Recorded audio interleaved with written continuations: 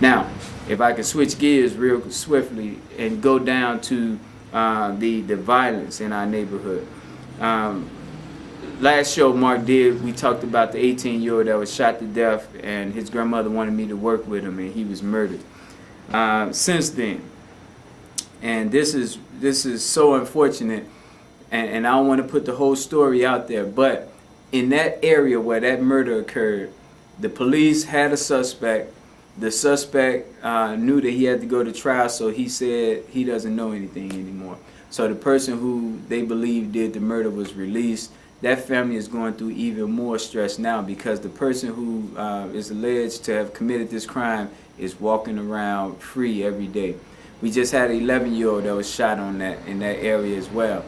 Out, I believe it was 11:30 at night, but he was shot. And that's one of the things that is we have to make sure that our children are in by curfew so that it lessens the likelihood of occurrences like this are happening. But going back to the 18-year-old, it's all interconnected in that one area. So that one village, and we call that village 3660 over there. That village is in what I call a state of emergency because of the retaliation threat, because of the fact that this person who they believe did the murder is still walking around. So we hoping that the family don't go and do anything to this person, that the police will get another witness that can actually go through the trial so they can actually try this person. But this is what the ward is going through. Not to mention, right up from that village is where Jamisha Connor was murdered at, and that murderer is still out there loose right now. That was the 12-year-old that was found murdered before Christmas 2 years ago.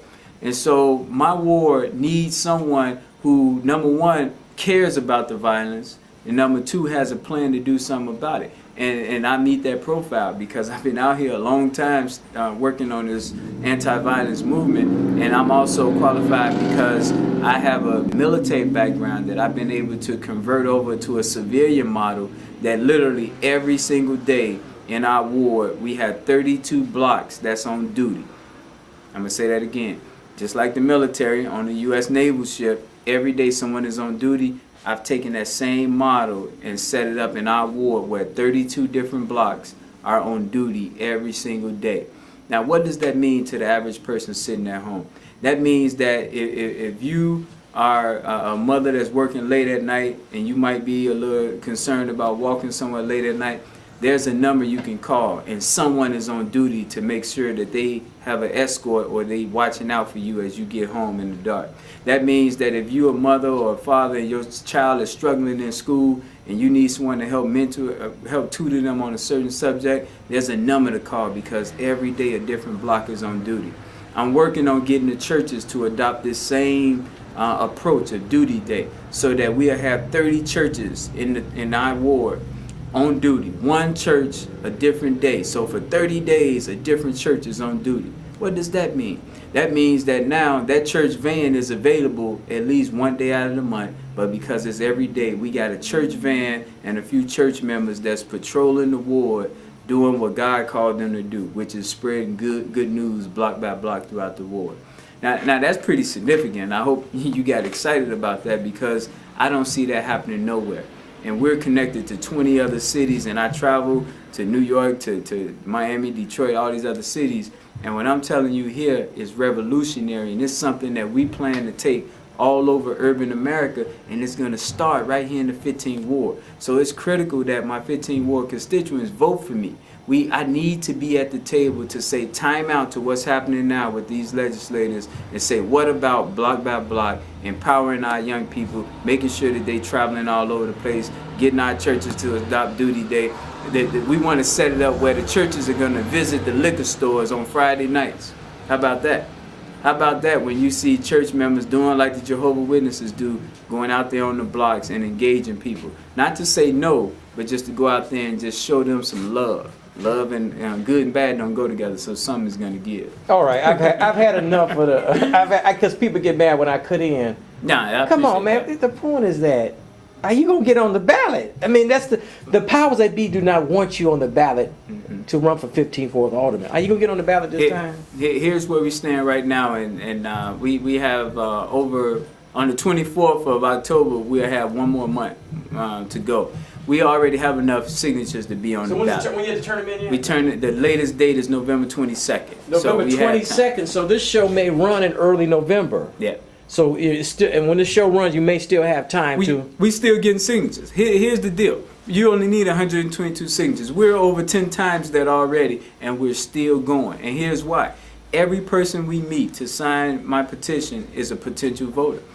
And that voter probably had 3 or 4 other voters in their house. So we're not going to stop. We're going to keep getting signatures. So we will be on the But ballot. wouldn't you agree, Cyron? And we're going to have a party, a 6-year party for us finally being on the ballot. Well, yeah, people, yeah, I'm putting your phone number up while Yeah. you're talking. So people got to call you because That's people right. sit on, they have to call you and tell them, don't be afraid to call Cyron. Now, actually, from your shows, Mark, I get phone calls. We was aired at 10:30 at night. I got phone calls up until midnight, and that's fine. If I don't answer, then I call you back. They may be afraid But to call you. Don't be afraid to call Cyron. Don't be afraid. And I love the fact that people have when that number flash up, they're calling and they're shocked. Hey, you actually picked the phone up. And I'm like, yeah, this is my real phone number. So please call. Don't be afraid to call. And whatever the topic is, whether it's something dealing with education, safety, senior citizens, health, just tap into who I might know, because that's the key. I don't know it all. I don't proclaim to know it all.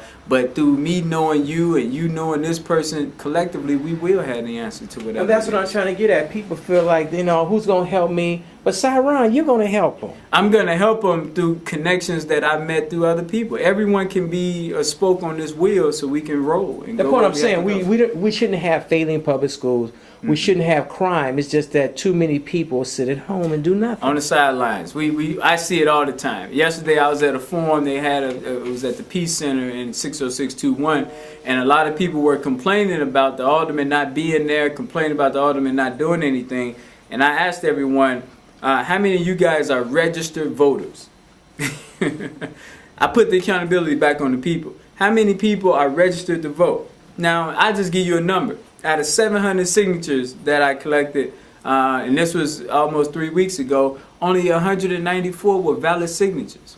Now, that's a problem. Well, That's a you problem. said people who they signed your petition to get on the ballot, For and me they're to get not on the ballot. even registered voters. They're not registered voters. And I'm not saying that negatively. No, I'm not I'm saying just it is what calling it is. out. It is what it is. Yeah. The truth of the matter, and we're in my office on 79th, so a lot of traffic goes this way. Yeah, The it's truth of the matter is this: if you move, you have to update your registration. You have to re-register. You have to, and it's as simple as mailing in the form, and that's a quick process. But I know how it is. You got other stuff you're doing, but we gotta ask ourselves how important is it to put the right people in political Well, office. it goes beyond. I mean, voting. I live in the 21st ward, Cyron, and we do vote. Oh yeah, And but 21st 24, we be Yeah. doing it, and that's poor grammar. I said we be doing it. But the thing about it is that we need more people to be active. Well, every year, and that's something that we're doing now, and we've been doing it, is we have a list of 17-year-olds. Why is that important? Guess what? They're going to turn 18. When they turn 18, they get to have the right of something our ancestors died for.